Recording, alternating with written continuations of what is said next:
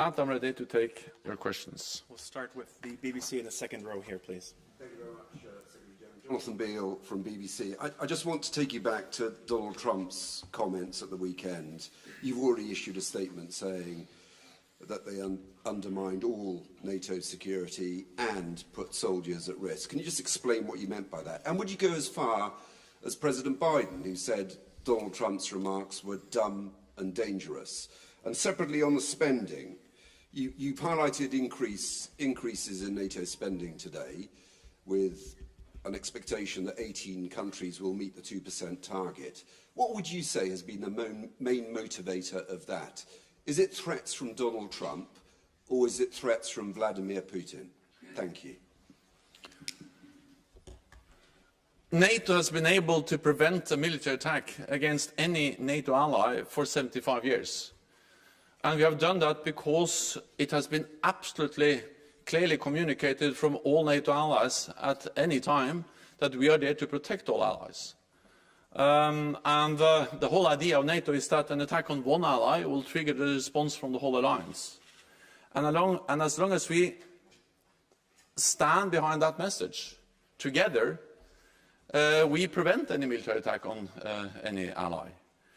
So the purpose of NATO is to prevent war, is to preserve peace, is to prevent an attack on NATO allies. And we have done so successfully for decades because our deterrence is credible. So any suggestion that we are not standing up for each other, that we are not going to protect each other, that does undermine the security of all of us, increasing the risks. And therefore it is so important that we, both in actions but also in words, communicate clearly that we stand by NATO's commitment to protect and defend all allies. The good news is that that's exactly what NATO allies are doing. NATO has the capabilities, we have the resolve to protect and defend all allies. And that's also the reason why we don't see any imminent threat against any NATO ally, because we have, since 2014, significantly enforced our collective defense.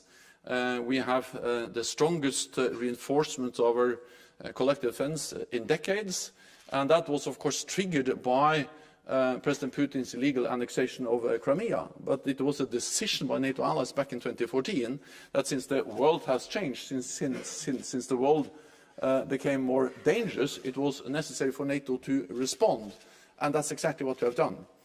With more defence spending, record high defence investments across the alliance, with more forces deployed in the eastern part of the alliance, with higher readiness of our forces, with heavy investments in new modern capabilities, all of that together has strengthened NATO.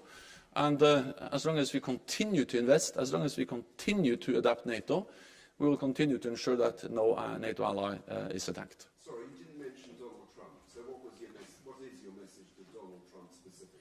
So my message is exactly what I said, that we should not undermine the credibility of NATO's deterrence. And that's both about the capabilities we are investing in, but also how we communicate. Because the deterrence is in the mind of our adversaries.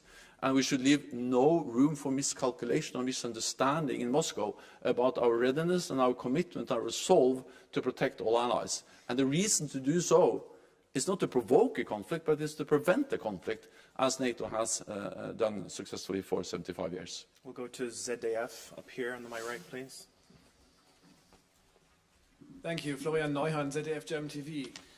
Again, one follow-up question on the Trump statements, Mr. Stoltenberg. There is now a discussion going on in Europe whether it needs an own nuclear deterrence. What is your position on that? Does European Union as a whole, or maybe some European member states, should think and develop an own nuclear deterrence in order to be better prepared for a future with maybe Donald Trump in the White House? And the second question, you mentioned the ammunition factory, which was inaugurated by Chancellor Scholz. It's going to take a month until there's really a production starting, but there's a lack imminently now in Ukraine. What can and what should NATO countries do in order to help Ukraine now with ammunition? Thank you. We have a NATO nuclear deterrent, and that has provided the ultimate security guarantees for NATO allies for decades. and this is the arrangements we have together in NATO, with agreed procedures for command and control, doctrines. We are exercising together. And of course, this is the combination of US nuclear weapons in Europe, but also all the NATO allies providing the planes, the infrastructure, the support to be able to ensure that this nuclear deterrent is functional, operational, safe and secure and reliable. So this is a nuclear deterrent that works, and we should continue to ensure that it remains safe and reliable. Part of this is also, of course, that we have two other allies with nuclear weapons, the United Kingdom and the United and France, and I think the issue is that this is the way we organize our nuclear deterrent in NATO, and we should do nothing to undermine the credibility of that either. Then on ammunitions, we need, of course, to do both, to do two things at the same time. We need to be able to deliver ammunition in the short term, meaning that we need to continue to dig into our own stocks. We need to see if there is possible to buy ammunition from outside NATO countries, and allies have done that. And we need to also be able to ramp up production from existing factories. More shifts has been a way to actually increase production from existing production capacity. But in the longer term, we need to increase also the production capacity. And therefore, I welcome decisions not only by Germany, but also from other allies to invest more to ramp up production. And that's the way we will ensure that we're able to both continue to support Ukraine with a steady flow of ammunition, but also to replenish our own stocks, which have now been depleted, to enable us to support Ukraine.